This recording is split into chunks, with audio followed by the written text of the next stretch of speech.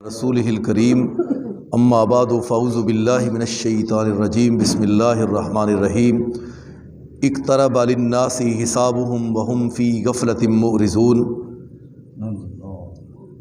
سورہ طٰہٰ ختم ہو چکی ہے اور آج سورہ انبیاء شروع ہے۔ سورہ انبیاء یہ مکہ مکرمہ میں نازل ہوئی اور 112 اس کی آیات ہیں، 7 رکوع ہیں۔ اس میں اللہ تعالیٰ نے اس کی پہلی آیت کے اندر فرمایا کہ لوگوں کا حساب بالکل قریب ہے اور وہ غفلت میں منہ پھیرے ہوئے ہیں، اعراض کیے ہوئے ہیں، روگردانی اختیار کیے ہوئے ہیں۔ حساب تو بالکل قریب ہے ان کا، بالکل۔ جو ہی انسان کی موت کا وقت آئے گا پھر اس سے سوال و جواب، پوری زندگی کے بارے میں، ہر چیز کے بارے میں اس سے پوچھ گچھ ہوگی، حساب شروع ہو جائے گا۔ جو بندہ فوت ہو گیا اس کی قیامت قائم ہو گئی، کیونکہ وہاں سے جزا سزا شروع۔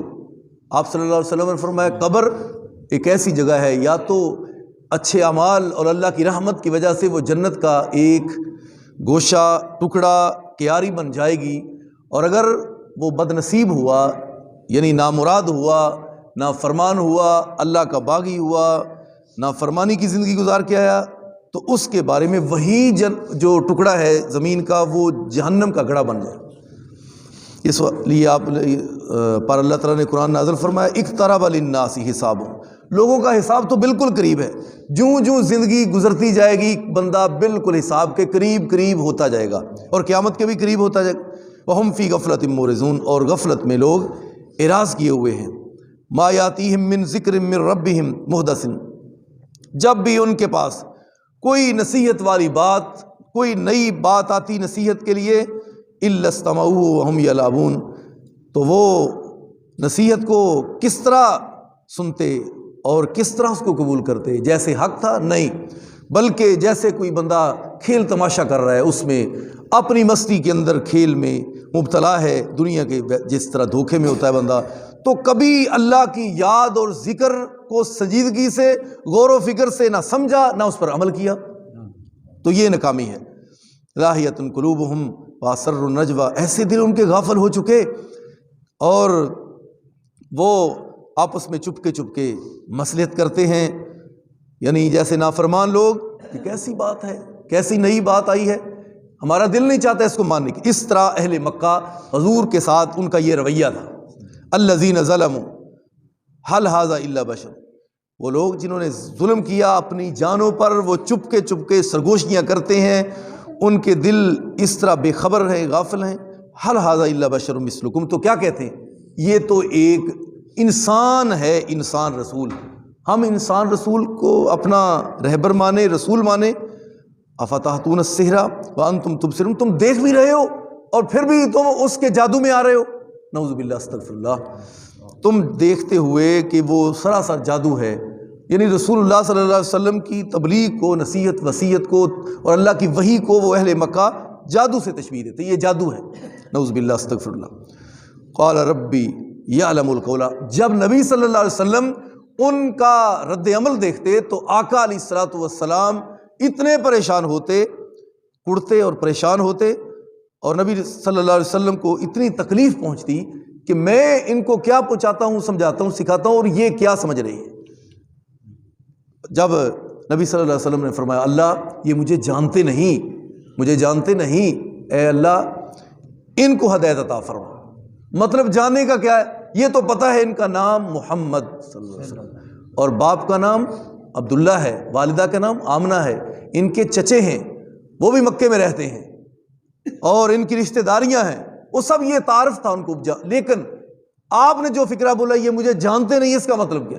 اس کا مطلب اللہ ان کو پتہ نہیں کہ میں کتنا ان کا خیر خواہ ہوں، میں کتنا ہمدرد ہوں، یہ نہیں ان کو۔ اگر یہ جان لیں تو یہ کبھی بھی الفاظ نہ بولے۔ قال ربی یعلم القول فی السماء والارض، کہا میرا رب جانتا ہے جو آسمانوں اور زمین میں ہے، وہو السمیع العلیم، اور وہی سننے والا اور جاننے والا ہے۔ سننے والا اور جاننے والا کون ہے؟ اللہ۔ اگر کوئی اور، بعض لوگ کہتے ہیں دیکھو نا ہم بھی دیکھتے ہیں تو اللہ بھی دیکھتا ہے، لہٰذا پھر یہ شرک ہو گیا۔ نہیں، اللہ تعالیٰ جو اسباب کے تحت کام جتنے بھی بندہ کرے وہ شرک نہیں ہوتے۔ شرک نہیں ہوتا اسباب کے تحت.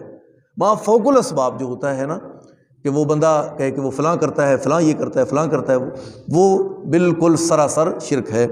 اور اسباب کے تحت کسی کو بندہ کہتا ہے یہ وزنی چیز ہے مجھے اٹھواؤ، میری مدد کرو، تو کوئی شرک نہیں. اس کو کون نہ شریعت نے شرک کہا ہے نہ شرک ہو سکتا ہے. لہذا الجھنوں میں لوگوں کو نہ ڈالو. دین تو بالکل سادہ سا آسان سا ہے. وَلَقَدْ يَسَّرْنَا الْقُرْآنَ لِلذِّكْرِ فَهَلْ مِن مُدَّكِرٍ. نصیحت کے لیے تو قرآن کو اللہ نے نہایت ہی آسان بنایا ہے کوئی نصیحت پکڑنے والا؟ لہذا غور و فکر کرو، تدبر کرو، سوچو سمجھو کہ قرآن کیا کہہ رہا ہے، کدھر بلا رہا ہے، اور نبی علیہ السلام کی تعلیم کتنی سادہ ہے اور آسان ہے. لوگوں کو ابھی بھی تم نے الجھنوں میں ڈالا ہوا ہے. لہذا الجھنوں سے نکالو لوگوں کو. آسان چیز ہے لوگوں کے سامنے پیش کرو، آسان بالکل. دین تو آسان ہے، الجھنوں میں نہ ڈالو. سادی سی بات ہے، بس بھی اللہ عبادت کے لے کے رکوع سجود نظر نیاز جو کچھ بھی ہے وہ اللہ کے لیے ہے. بس قربانی، نماز، روزہ، حج، زکوٰۃ، عمرہ، طواف، جو بھی معاملہ جس کا نام عبادت ہے وہ سارا کا سارا کس کے لیے؟ اللہ کے. اور جو اس کا طریقہ ہے اب کرنا کیسے ہے وہ کس سے پوچھنا ہے؟ حضور صلی اللہ علیہ وسلم کی زبان مبارک سے کہ اللہ کے نبی نے کیا فرمایا اور آپ کا طریقہ کیا ہے، آپ نے بیان کیا کیا ہے اور آپ نے اپنے عمل سے کیا کیا ہے.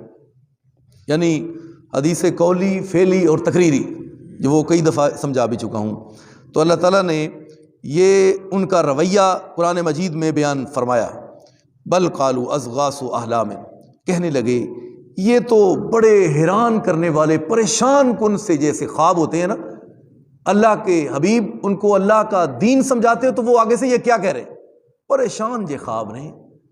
یا ان کا یہ تھا کہ آپ اٹھتے ہیں، آپ کو جو خواب آتا ہے وہ خواب آپ بیان کر دیتے ہیں لوگوں کو، یہ وہی کوئی نہیں، معاذ اللہ استغفر اللہ. بل قالوا اضغاث احلام بل افتراہ، نعوذ باللہ، کہتے ہیں کہ یہ خود ہی جوڑ لیا ہے. بل ہوا شاعر، اور کئی آپ کے بارے میں باتیں بناتے اور کئی جھوٹ باندھتے اور اپنی زبان سے جو ان کے دل میں آتا وہ آپ کو کہتے کہ یہ شاعر بھی ہیں، نعوذ باللہ استغفر اللہ.